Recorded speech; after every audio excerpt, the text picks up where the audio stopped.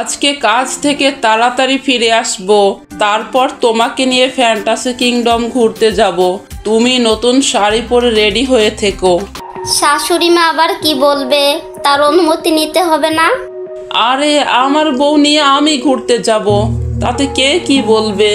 তুমি কি আর একা একা যাচ্ছ নাকি? ঠিক আছে, তুমি খেয়ে কাজে যাও, আমি রেডি হয়ে থাকবো।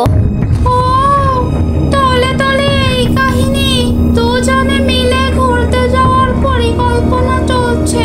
তারা দেখাচ্ছি মজা, তোদের ঘুরতে যাওয়া বের করছি আজ। মা, তোমার ছেলে আর ছেলের বউ ফ্যান্টাসি কিংডম ঘুরতে যাবে। কি? নতুন বউয়ের পা এত লম্বা হয়েছে, ফ্যান্টাসি কিংডম ঘুরতে যাবে? ওর ঘুরতে যাওয়া বের করছি আমি, দাঁড়া। মা, আমার মাথায় একটা বুদ্ধি এসেছে। বাড়িতে আজ যত কাজ আছে সব কাজ নতুন বউকে দিয়ে করাও। ভাত রান্না, ঘর মোছা, থালা বাসন ধোয়া, কাপড় চোপড় ধোয়া, সব। হ্যাঁ, তুই তো খুব ভালো কথা বলেছিস। বাড়ির সব কাজ ওকে দিয়ে করাবো। নতুন বউ, ও নতুন বউ, শুনছো? হ্যাঁ মা, বলেন, আসছি। ঘরে যত কাজ পড়ে আছে এগুলো কি তুমি দেখো না? দেখে দেখে তো দু একটা কাজ করা যায় নাকি? আমি তো সব কাজ করেছি, এখন আর কি করব? আজ আপনার ছেলে একটু বেড়াতে নিয়ে যাবে। কোথাও বেড়াতে যেতে হবে না, ঘর মুছো, যাও, কাপড় চোপড় দাও গিয়ে। ঠিক আছে, যাচ্ছি।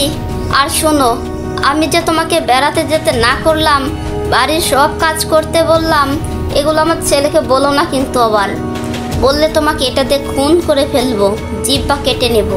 ঠিক আছে মা, আপনি যা বলবেন তাই হবে, আমি কাউকে কিচ্ছু বলবো না।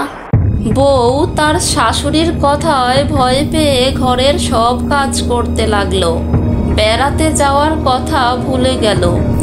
এদিকে তার স্বামী বাড়ি ফিরে আসার সময় হলো। সে খুব চিন্তায় পড়ে গেল, তার স্বামী আসলে কি বলবে সে। বউ, তোমাকে না শাড়ি পরে রেডি হয়ে থাকতে বলেছি, তুমি এখনো রেডি হওনি কেন? আমার শরীরটা খারাপ, আজ বোধহয় বেড়াতে যাওয়া হবে না। তোমাকে তো সকালেও ভালো দেখলাম, হঠাৎ আবার কি হলো? না মানে তেমন কিছু হয়নি, একটু খারাপ লাগছে। খারাপ লাগছে? তাহলে বিশ্রাম নাও, কাজ করছো কেন? ইস, নতুন বউয়ের প্রতি কি দরদ, দেখেই কাজ চলে যায়। এই শাকচুন্নি, এদিকে আয়, আমাকে এক কাপ চা করে দে। নতুন বউ থাকতে আমাকে চা করে দিতে বলছো কেন? বউকে বলো। বউ ঘর মুছছে, তুই কি দেখছিস না? আচ্ছা, যাচ্ছি। সারাদিন একটার পর একটা কাজ করেই যাচ্ছি। মা তোমাকে কিছু বলেছে? না, মা কিছু বলেনি। তাহলে নিশ্চয়ই ওই শাকচুন্নিটা কিছু বলেছে। না, আমাকে কেউ কিছু বলেনি। মা, তোমার ছেলে আমাকে চা বানিয়ে দিতে বলেছে, নিজের বউকে কোনো কাজ করতে বলে না। ওই বউটা ছেলেটার মাথা খেয়ে ফেলেছে। তুই ওকে চা করে দিতে বলেছিস কেন? এমনিতেই শাকচুন্নিটার বিয়ে হচ্ছে না, তুমি ওকে কোনো কাজই করতে দাও না। ওর কি শ্বশুর বাড়ি গিয়ে কাজ করতে হবে না?